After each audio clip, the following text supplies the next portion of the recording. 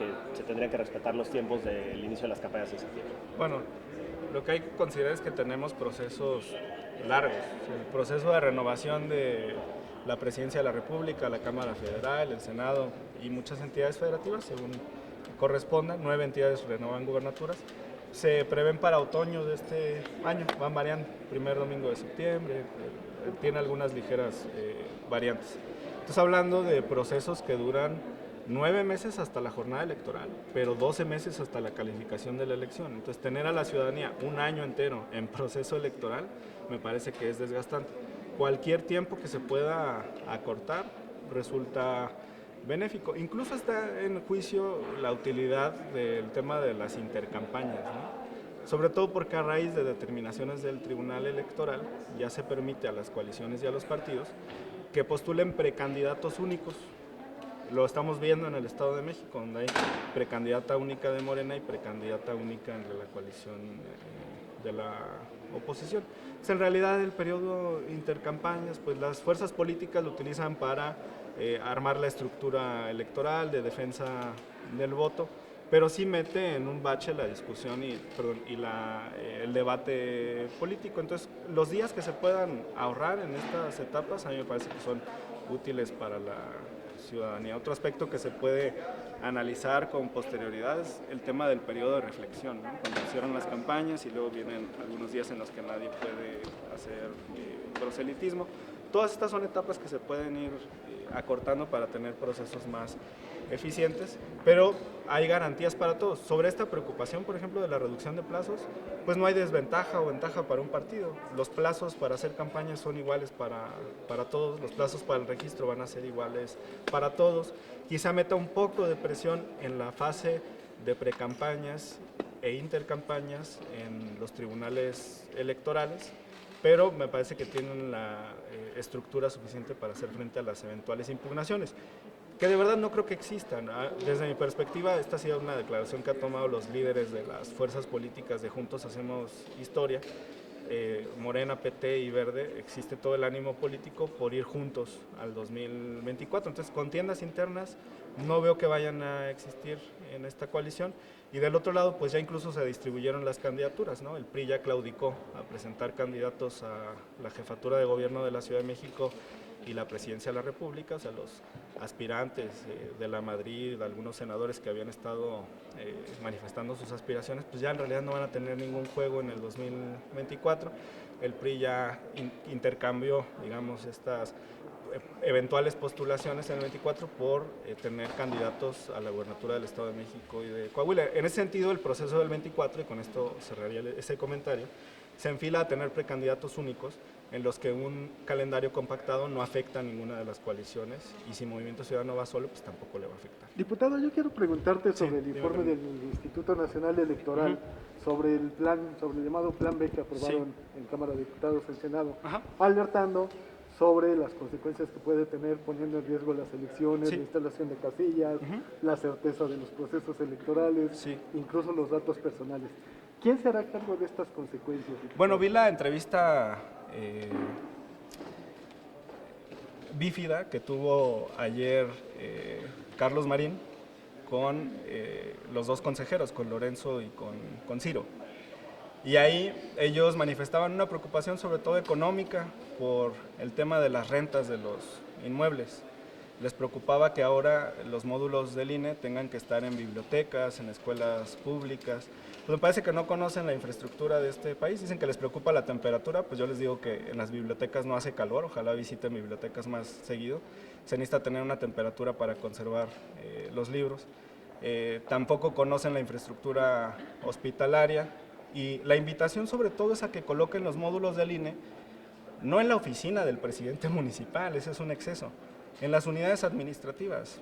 Yo te hablo de mi caso en Jalisco, pues poner los módulos del INE en los sitios que son ampliamente visitados, en la ciudad judicial, en el Congreso del Estado, que no está bajo control de una fuerza política en exclusiva. Aquí mismo en San Lázaro tiene un flujo, me parece, de más de 10,000 personas días de sesión. Mucha gente visita esta zona. En las terminales aeroportuarias podrían existir también condiciones y hay algunos espacios que son administrados por el Estado mexicano. Porque lo que tenemos es que mucha gente no está actualizando su credencial para votar. ¿Dónde tendrían, por ejemplo, que estar los módulos? En las fronteras, en Tijuana, en Ciudad Juárez, en Reynosa. Tú ves que en Baja California hay índices de participación de 33, 35, 40%. ¿Por qué es eso? No es porque los baja californianos no voten, es porque millones de mexicanos no han actualizado sus datos de las credenciales de elector. Los módulos del INE en ciudades fronterizas tendrían que estar cerca de la línea, cerca del cruce fronterizo. Pueden estar en las instalaciones del Instituto Nacional de Migración o de la Secretaría de Relaciones Exteriores. Ellos también desconfían de la Secretaría de Relaciones Exteriores cuando tiene un servicio profesional muy digno que ha trabajado para distintos gobiernos en las últimas décadas. Lo que falta es imaginación entonces para ahorrar. Y en esta entrevista con Carlos Marín, yo lo que vi es que su énfasis estaba en ese aspecto económico.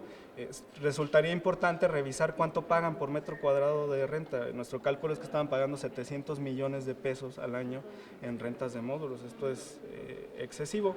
Hay que analizar cuánto se está pagando por metro cuadrado para ver si hay sobrecostos.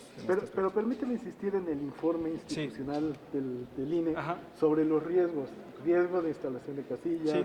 riesgo del conteo, Las de casillas, los votos. sí, me refiero otra vez a la entrevista con Marín. La instalación de las casillas se expande ligeramente a un crecimiento de un 3-4% por proceso electoral, pero los colonos de un barrio, de cualquier municipio, saben que la casilla está en la escuela de su colonia, saben que está en la plaza principal del municipio. Entonces, que tengan que mantener una estructura enorme para decidir dónde van a estar las casillas, si las casillas siempre están donde mismo.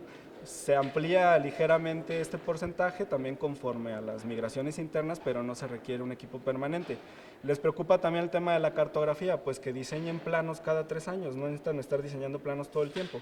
Esto es lo que nosotros hemos criticado, que hay un personal que está de manera permanente, costándole muchísimos millones de pesos a la ciudadanía de este país, por no hacer nada mientras no hay proceso electoral, y no nos referimos al personal de base. Están garantizados los derechos de los trabajadores que están en los módulos del INE. Al contrario, yo diría, si se van a ahorrar rentas, pues mejor que esos recursos se destinen a pagarles más a los trabajadores de los módulos del INE, que ganan muy poquito en relación a los salarios de los consejeros nacionales, federales. Esta judicialización que se está haciendo del plan B del presidente, ¿a qué va a llevar? Para que se confirme en la Suprema Corte el plan B. Si lo dijimos en tribuna, si sus objeciones son las que están manifiestas en el voto particular del senador Monreal, pues yo no les veo camino a la inconstitucionalidad. ¿En qué afecta al instituto? Nada, son ajustes menores, compactación de algunas áreas administrativas y eso sí, eliminación de burocracia dorada. Además no hay acuerdo entre los consejeros. En una entrevista Murayama decía que se eliminan 2,000 puestos del INE a nivel nacional, son pocos, son cerca de 70 por estado. En otra entrevista, Lorenzo Córdoba hablaba de 7,000 y mencionaba que hay 17,000 trabajadores en este momento en el instituto. Entonces, primero que se pongan de acuerdo entre ellos. Pero sobre el tema de las campañas, diputado, sí. sobre los funcionarios que tienen la posibilidad de realizar algún tipo de... Ese es un tema muy interesante, porque lo que está en juego ahí son 2 derechos fundamentales. La equidad en la contienda, por un lado, que es importante que se tutele, pero el otro, es muy relevante, es el derecho a la información de la ciudadanía. Y ahí la comunicación constante y la libertad de expresión, por supuesto, de los funcionarios como tercer derecho en este debate, pues van a tener que ser ponderados por la Corte. Yo diría que la libertad de expresión de los funcionarios tiene menos peso que el derecho a la información de la ciudadanía, y la Corte tendrá que sopesar ese derecho a la información frente a la equidad en la contienda y determinar la constitucionalidad o no de esta legislación. Nosotros la vamos a acatar. Porque lo que se dice precisamente es eso, que eso no abona a la equidad, que desde el gobierno algunos empleados, servidores públicos, pudieran hacer campaña a favor de algunos... No es campaña, es libertad de expresión que genera acceso al derecho a la información, que ya está establecido en la Constitución. Si a nosotros pues nos ponen cubrebocas, una mordaza, no nos permiten hablar. ¿Cómo se va a enterar la ciudadanía de lo que estamos haciendo en el Congreso, en los gobiernos estatales, municipales? A mí me parece que es importante que esta discusión pública se celebre en todos los lugares. Ok, muchas gracias a todos. Gracias. Nos vemos en febrero. Ya.